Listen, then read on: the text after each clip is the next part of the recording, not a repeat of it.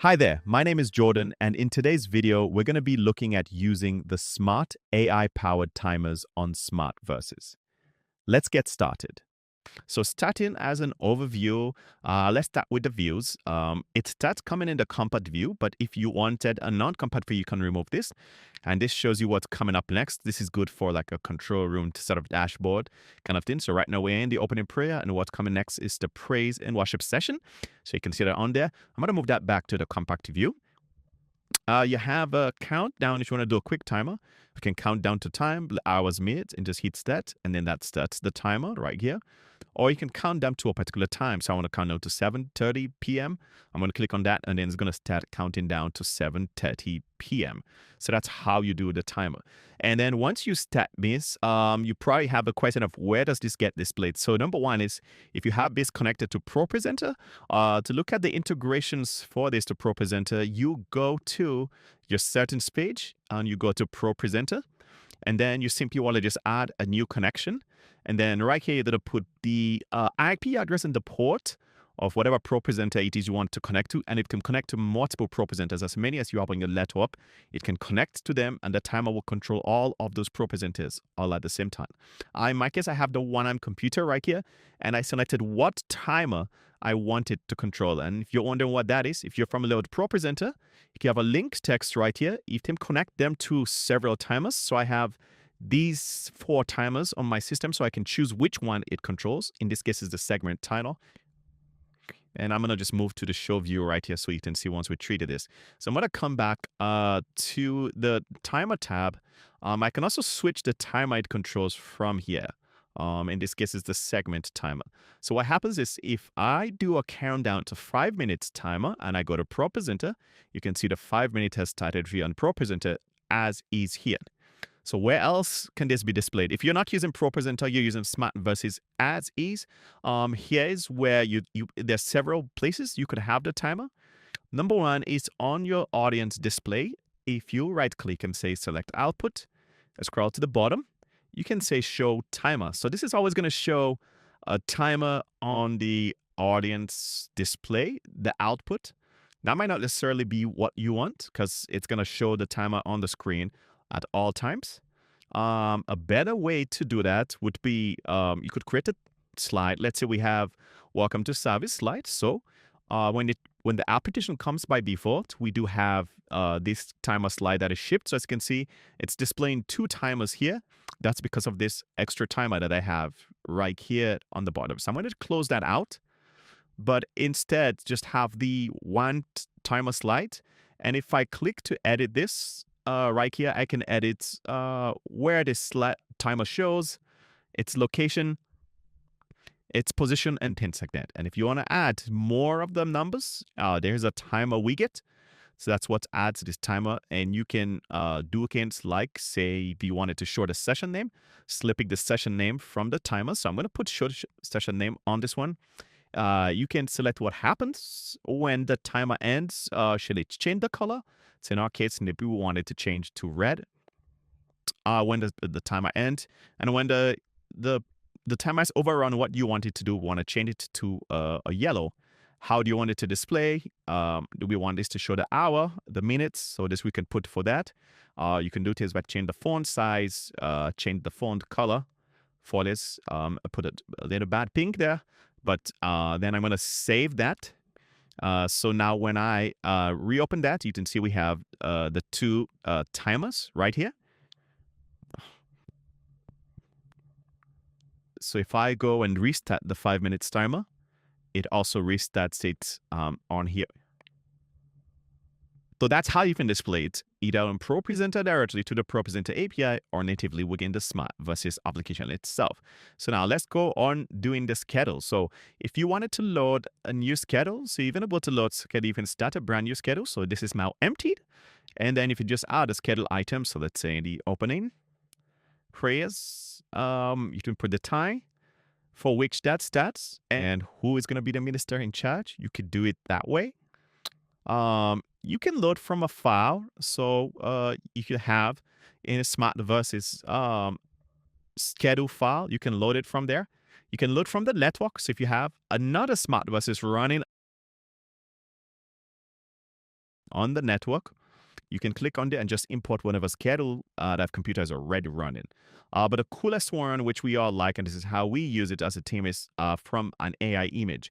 And what this is, even if your pastor scrambles the service schedule on a piece of paper, they send it to you on an Excel sheet, you have this in Planning Center, wherever you have it, you can simply just take a screenshot. So in this case, I have it right here as an Excel file. So I'm just going to take a screenshot of that. And then I'm going to come back to SmartVerses and paste that on here. And then just say process the schedule. It takes about 10 credit, available on all plans, including the free plan. So you can see it just intelligently detected every time that we have. So if I go back, this is what it looked like. And then it's put it on here. So it's detected that automatically. And it's put the times on here, including the minutes, the time, and the duration. And once it's time for that, I can simply just tap. And obviously, 10 a.m. is past where I am. As you can see, the time is 4 a.m. 4 p.m., sorry. That's why that is going negative. But as you can see, it picks that up properly, including the duration. So now one thing you can do, like in this case where the time has actually passed, I could say do not use the time too, but just use the duration. So I only start with 15 minutes. So I'm just going to click on there and it's going to use the duration, the 15 minutes that's on there rather than the time too. And the trigger once, just make sure that you do not accidentally tap this twice. If I remove the trigger once and put that on, you see it does not say when it was triggered. So when I come back here, I'm not very sure what was triggered, and I could accidentally trigger this the second time. So when you put the trigger once something has been triggered, it tells you that this has been triggered, so you don't trigger it the second time. You can always right-click to reset that and then start that over again. Now, a few other options here is when the timer overruns, what do you want it to do? So you can say that you want it to make adjustments. So when it ends early, readjust the subsequent times that come on this. So when I say an early end, so in this case, this is the prison worship. It still has 14 minutes. And let's say I trigger this to assume that it already ended. So you're going to see it's going to then dynamically recalculate the time for everybody to populate them back at these matches.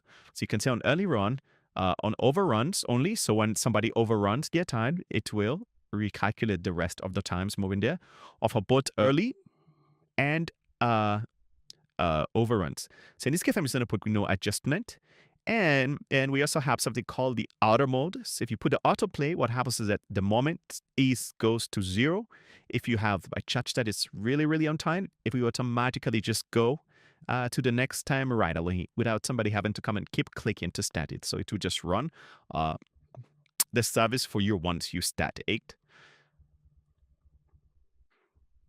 Now, if you like these and you want to save it as a template, you can always save this as a template, and I could call this, like, say, Sunday service. Save as new. And then next time I want to load a template, I can just come on here, and this is the Sunday service I want to load it. So it's going to load that template. I can make some quick edits. Let's say your chat service always has the exact same pin. You can just save a couple of templates right here. We have the remote access links. If you have a service operator or a service producer who wants to keep track of what's going on, they can use the remote access link. And that's what that looks like. So you copy that. They're able to see anywhere on the network on their phones, on their iPad. They can see what's currently going on. So it's sort of at the producer's view of the service. They can see where we're at, how much time is left on that, and when that ends. So you also have your AI assistant that can actually interact with the timer. So just think about this as a service assistant that can intelligently make any kind of edit to the service. So for example, the past sermon was supposed to be 40 minutes, and pastor says he needs 50 minutes. So I can say, change the sermon message to 50 minutes and recalculate the rest of the schedule. So it will add 50 minutes to the pastor and then dynamically readjust everything else. So I'm going to hit enter. So you can see it is updated that to 50 minutes and dynamically changed the rest of the time to match. You can say things like, can you take 1 minute out of everybody's schedule that is not the salmon and get me extra 10 minutes to put to the sample. So it will intelligently do that and try to figure out where it makes sense to take out a couple of minutes here and there to dynamically put that. So that is the AI assistant. I'm going to close that. The final thing we're going to talk about in the timers tab is automations. So we can set up certain automations that happen anytime you get to a certain part of the status schedule. So for example, every time we have praise and worship, we want an automation. So I'm going to click on this. So you can put add automation. So there's several things. You can have it trigger a slide. So that could be a slide on SmartVerses from this computer or trigger a slide on another computer. You can have it trigger something on ProPresenter. So you can have it trigger a slide on ProPresenter. A good use case that we use here as a team, for example, is that whenever there's a service item that says offering, we want it to pull up the ways to get slides on ProPresenter. So I'm going to click on automation. I'm going to click on ProPresenter. I'm going to say trigger slide. So you can see it changes the layout. We're going to get to the layout in a second. So I'm going to say on this particular PC. And then what I want to do is go to ProPresenter and actually open the ways to give slide. So I don't really have a ways to give slide here. So let's assume them go back to the audience screen. So let's assume this is the ways to give. And I'm just going to edit that. All right, so I just opened up Mark with ways to give slide on ProPresenter. Says you can give online SmartVerses the app. So I'm going to just go back here and say get that slide. So you see it's gotten that particular slide. And then I would say use this slide. So every time we have an item that matches offering or this particular schedule item, it will pull that up. But I don't want to keep doing this every time I upload the schedule. I want it to automatically do that anytime we have anything that is offering. So I'm going to save this as a smart automation rule. And then every time we have something that says offering and test given, I'm going to edit that and just say maybe every time that B schedule has an item that mentions offering, always just automatically pull that up on ProPresenter. So I'm going to go to ProPresenter and turn up that slide, for example, in that offering and test given. So you can see it automatically switched back to that slide. So whatever automation you put on here, if you have your ways to give directly in SmartVerses, for example, you can say trigger slide. For example, it will pull up. So if we had a ways to give slide on SmartVerses, it will pull that up right away. The other kinds of automations we have, you could send a MIDI note to another computer. You could start your recording.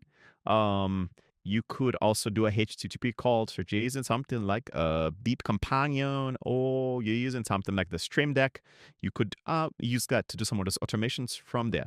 Another one that Teams uses to change the layout. So we have services that where the worship team when the worship team having the praise and worship use a certain like the stage layout, confidence monitor screen that you have in the app and ProPresenter, you can have it change those for you. Or also change them there appear on the SmartVerses confidence monitor. So instead of automations with the slider.